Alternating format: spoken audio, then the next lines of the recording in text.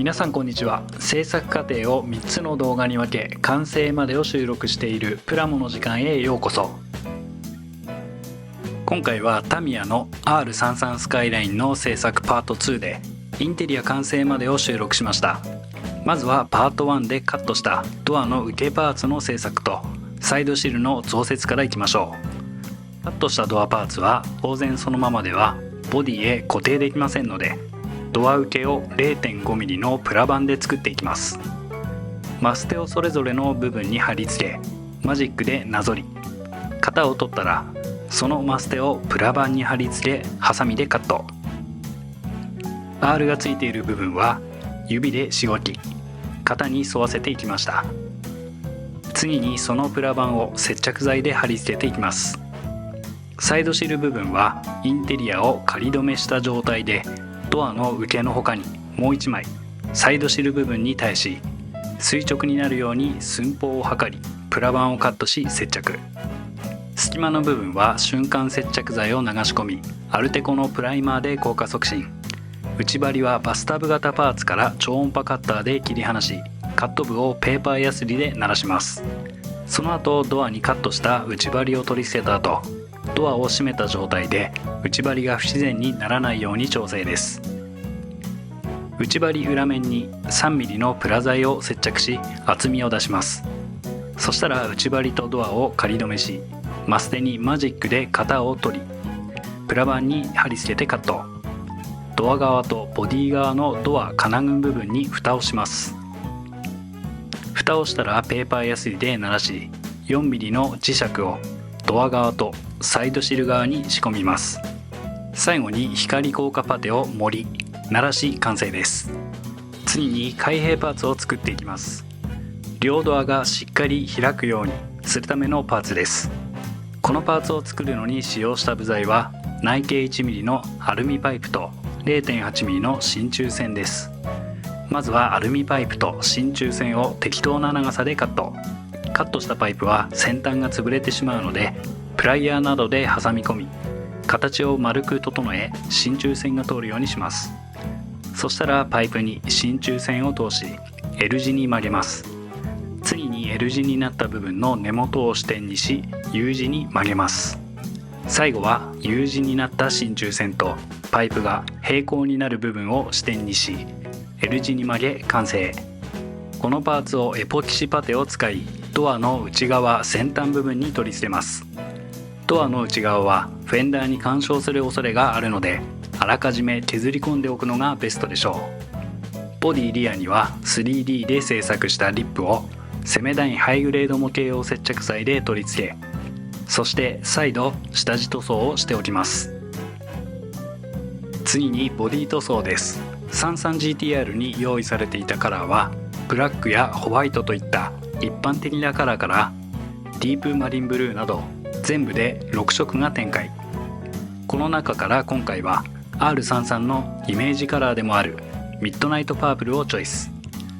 ミッドナイトパープルはオーロラをイメージしたカラーで、見る角度によっては様々な顔を見せてくれる不思議なカラー。使用したカラーはバルケッタというメーカーのミッドナイトパープルをイメージして作られたカラーで、この塗料をガイアノーツの薄め液で 1.5 倍に薄めエアブラシで吹き付けを行います。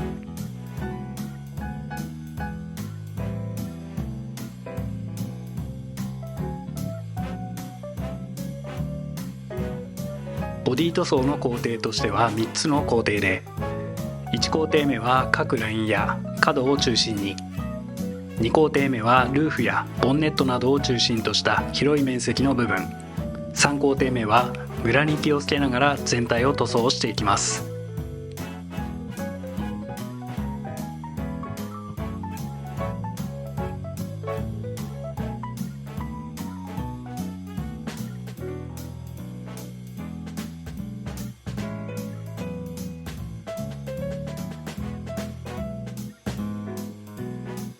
続いてはエアブラシを使ったパーツの塗り分けです。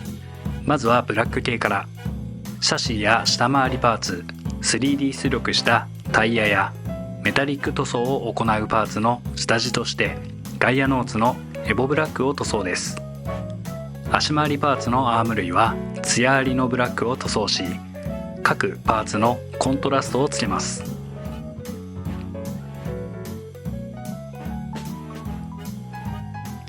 次にメタリック塗料。こちらはマフラーパイプ部分にはプレオスのスーパーメタリックシリーズよりスーパーチタン、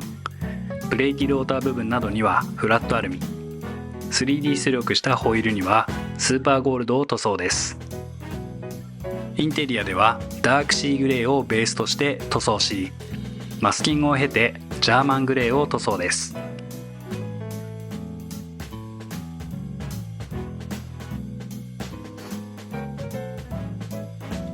ダッシュボードはコントロールパネル部分にフラットブラックを先に塗装しておき、マスク処理後ジャーマングレーを塗装しました。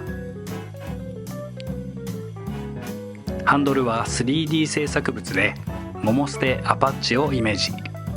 こちらはボディカラーと同じミッドナイトパープルで仕上げました。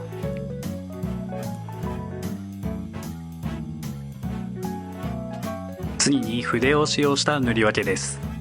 メタリック塗料から塗装していきます。マフラーやミッションケースにはフラットアルミを塗装、マフラーカバーやショック部分にはクロームシルバーを塗装です。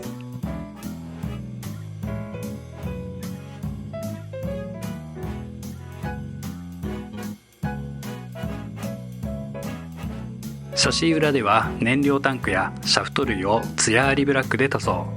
エボブラックとのコントラストをつけ、パーツの質感を再現してみました。シフトブーツやコンパネ部分はセミグロスブラックを入れ、こちらもコントラストをつけていきます。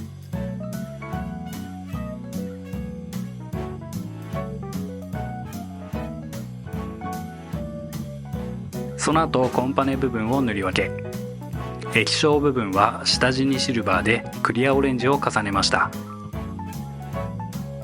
ハザードスイッチはレッドを入れ、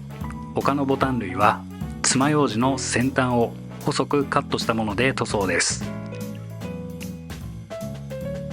ブレーキキャリパーは少し目立つ色と考えていたのでイエローを塗装、ホイールのゴールドを引き立たせてくれるはずです。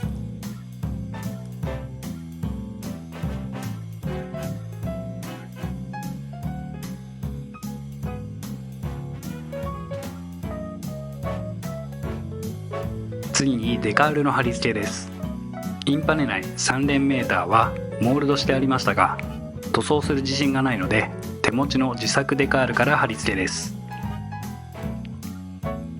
メーター部分やボディのエンブレム類はキット付属のものを貼り付けていきます。デカールを貼り付けたら綿棒で水分と空気を除去。しっかり水気が飛んだらメーター、遮明プレートにレジンを流し込み、ブラックライトを照射。デカールの保護とメーターケースの再現としておきます。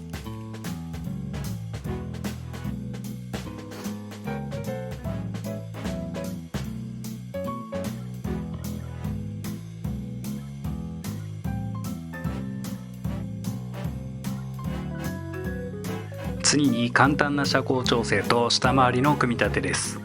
調整するパーツはブレーキディスクのパーツですので、そのパーツは最後に取り付けます。まずは説明書通りにブレーキディスクパーツ以外を取り付けていきます。リア周りから取り付けていきますが、構成自体はシンプルですが、アーム類やシャフト類がしっかり再現されていますので、構造を知るきっかけにもなり、一石二鳥。じっくり観察しながら取り付けていきます。フロントパーツもタミヤらしくカチカチと何のストレスもなく組み上げることができます。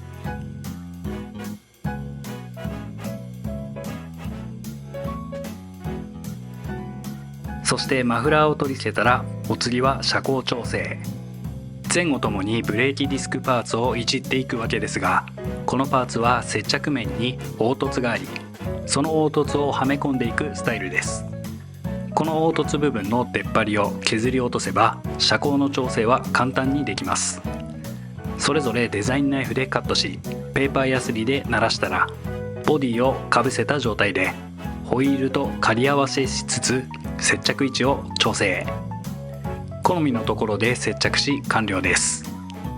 組み上がったら最後にボルト類にシルバーを入れておきます。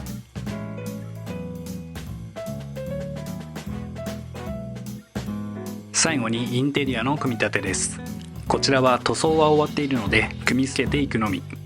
フロアカーペットにはダイソーのフェルト生地よりブラックをカットし、セメダインハイグレード模型用接着剤でバスタブパーツに接着です。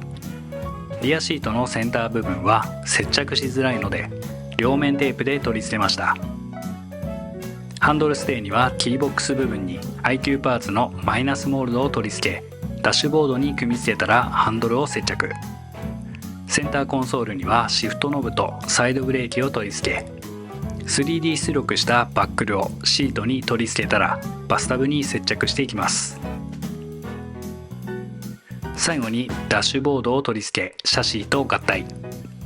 シンプルながらスパルタンなインテリアができたところで、今回はここまでとなります。次回は完成までをお届けする予定です。ご視聴いただきありがとうございました。